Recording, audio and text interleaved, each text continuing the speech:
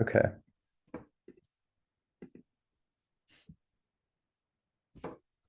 So hello, this is our fourth workshop. It's about advanced data analysis, and it's by SLB Outreach Committee.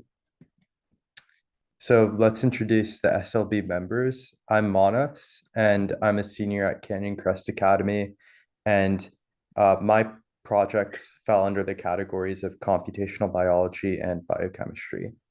Hi, I'm Spencer. I'm a sophomore at SUJA. My projects are behavioral science.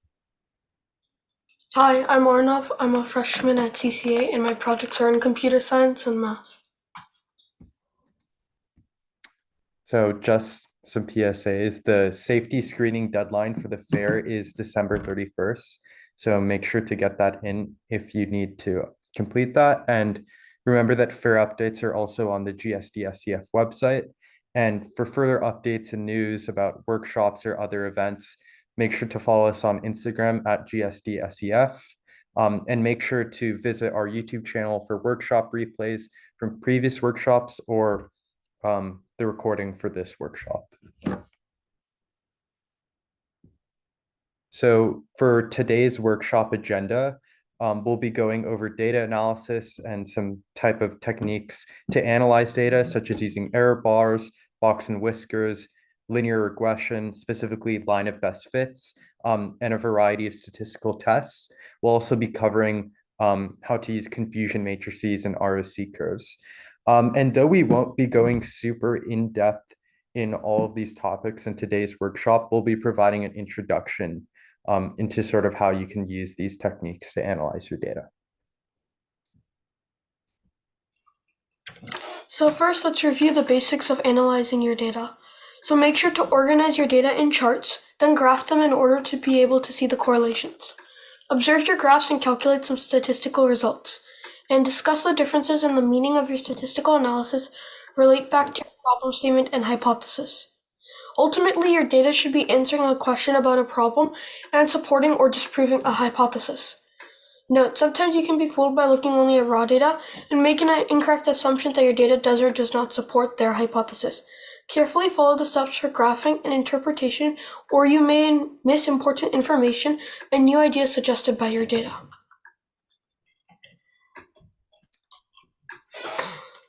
Some more reminders about organization. Remember to organize all your numerical data in tables. We recommend software such as Excel and Google Sheets so they are easily graphable. Qualitative data such as photos and observations should also be kept neatly. All of this can go in your appendix, so you're going to want to keep it nice and neat.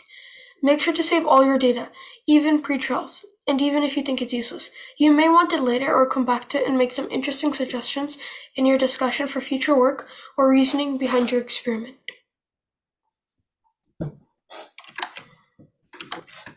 Remember that not everything we present today will be relevant to everyone's project. We recommend that you depend on your literature search and use the same analysis as others with similar projects in your field. Remember, these analyses can hurt you if you don't understand them or use them at the wrong place. In addition, you can ask us and we can tell you the appropriate analysis for the data types you have since we have prior experience. Don't just plug and chug. Science is about understanding the math and data, so you should be able to explain why you're using a certain analysis and what it really means in the context of your experiment. So now we'll be talking about which type of analysis to use when. So, error bars. When generating and plotting data, you're either plotting the points you measure directly or you're plotting a mean value for different conditions. The data points you directly plot are always associated with an error, and depending on the machinery or method you use, you may or may not know that value. For example, a standard ruler only has markings to a millimeter, and if you're measuring in centimeters, your error would be half the precision, which would be half a millimeter or 0.05 centimeter. When plotting this, your error would be 0.05 centimeter above and below your measurement. On the other hand, if you're plotting averages, you often want to show the distribution of points you averaged, so you know how precise the data is, or how well the points agree on a value. For example, you can use a standard deviation, which you can calculate in Excel or Sheets, or by hand if you want to, of all your points in that condition and plot it as an error bar with your average, so you know that if the average represents your data well, and if its distribution overlaps with any other conditions. In addition to error bars for your average values, another way to show data distribution is with the box and whisker plots, which is a 5-value summary of your data. It shows the minimum and maximum value, the median, and where the quartiles are, which are the 25% and 75% marks of your data. The length and distribution of your plot can tell you where most of your data points are, and if the highest and lowest values are outliers, which don't represent your data. For example, in the second plot, the box is relatively smaller than the total length and is placed toward the lower value, which is where the majority of the data points are. Another way to analyze your data is using a technique called linear regression. Let's say you have a one variable that differs over time, and it's in a scatter plot, such as plant growth over a week.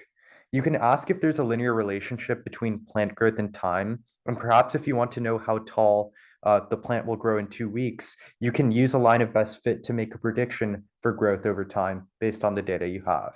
In this case, you would ask if your dependent variable, your time in days, increases, does the response variable, plant growth, also increase? And this is a positive correlation as noted from the positive slope of the line as seen in the slide. On the other hand, you could also ask if these two were inversely correlated. What would happen if X decreases but Y increased, or the independent variable increase and perhaps the response variable had a decrease? The intuition behind this line of best fit is that you basically are trying to minimize this distance from each data point to the predicted line, so you can make the best prediction based on whatever data that you have, that you've collected. Later, we'll talk about how to use a statistical test to quantify how well this data fits the line that you're using to predict future values, perhaps. So the next statistical technique we'll use to analyze our data is called R squared, or also known as the coefficient of determination. It's a value that essentially tells you how well your model or line represents the variance of your data. So basically, a higher coefficient of determination value means that there's a better fit of your data or less errors of what we call standard deviations, or how your data deviates from this line that is essentially serving as a prediction for future conclusions based on your data. In this figure, you can see that R squared right here has a value of 100% or 1, which is perfectly on the line. And as the points grow more random in distance, the R squares tend to decrease. So as the observed values increase, the R squared value decreased. The data points start to get more and more scattered from the line, which is why the coefficient of determination value decreases. If you use linear regression or any type of regression, such as fitting exponential graphs or logarithmic graphs, you should use an R squared value to validate and quantify how well your model is doing, and if you can really make a statement about the correlation between the independent and dependent value. So for instance, if your linear model has an R squared value of perhaps like 9%, then that may not be very reliable, as opposed to a linear model that has a coefficient of determination value of perhaps 95%. So R squared is a great way to measure how well that line fits your data. So now let's move into some more statistical tests. Beyond just graphing, sometimes you may have doubts about how accurate your data really is, and you want to use more techniques to analyze your data besides just plotting it on a graph. Keep in mind that most experiments have actually very large populations, which are the total amount of data points in existence.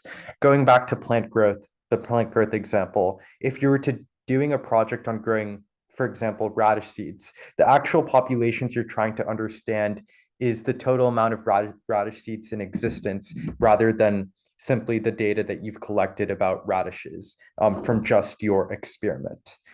Therefore, you need to take representative samples of this data and assume that that sample is representative of the population.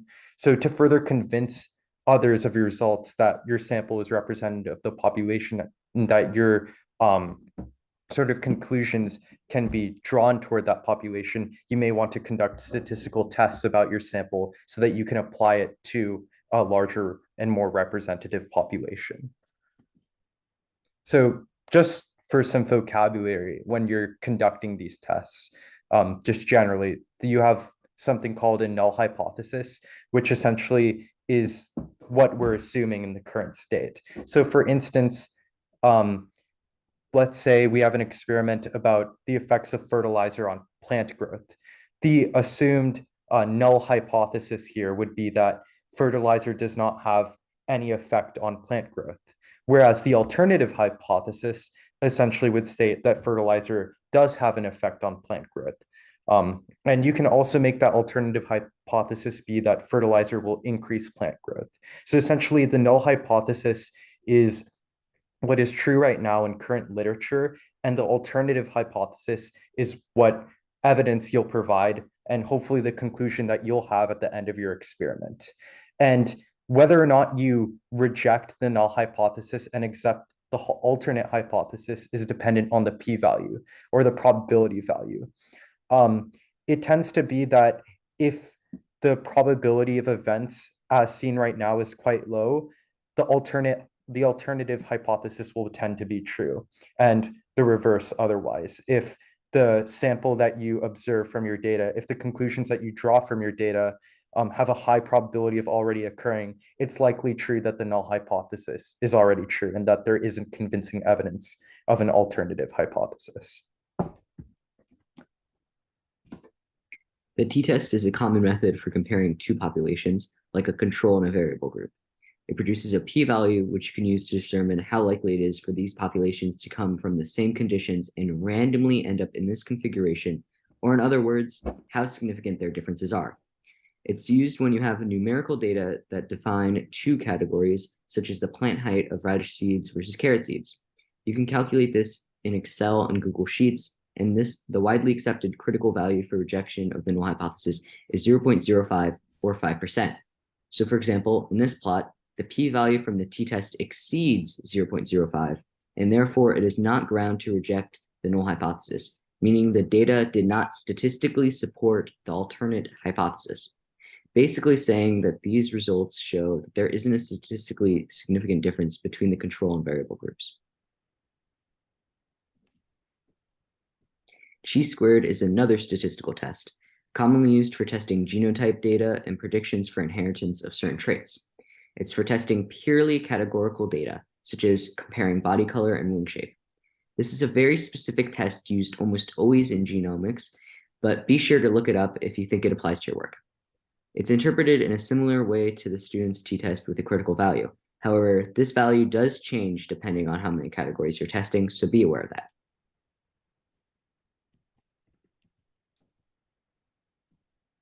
A confusion matrix is a useful metric for machine learning and classifier projects, where you're building some kind of model based on past data and using it to extrapolate possible new data. Here you can get the details of how well your model is predicting, specifically how often it's predicting true versus false.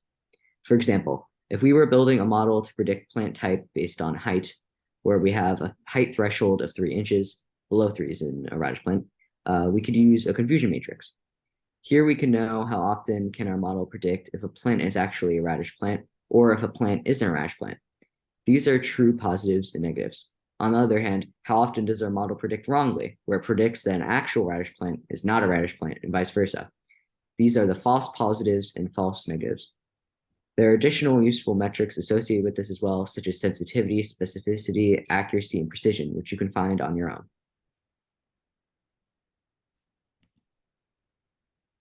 An ROC curve, or a receiver operating characteristic curve, is directly related to confusion matrices. Going back to our example, note that we set a threshold randomly at 3 inches. However, a lot of the time we don't know the best threshold. So what an ROC curve does is that it reports the true positive rate and false positive rate for a series of thresholds and shows a curve for the data. We won't go into the specifics, however. If you're doing a machine learning project, be sure to join one of our breakout rooms for details, although I don't know if we'll be having that today. We didn't go into great detail with many of the statistical tests, but feel free to look something up. Yeah, so these are just some statistical techniques that you might use to analyze your data. We didn't go into them in super in depth, as Spencer said, but if you want to learn more about them, you can make sure to contact SLB members, the outreach committee, or the mentorship program to further learn about these statistical concepts and data analysis techniques. And our next workshop will be about creating an abstract screening and the slides that you'll have to present or that you'll have to provide during the screening portion. And that's going to be on January 7th of 2023. And if you have any other questions, please let us know via email or just let us know through the Meet.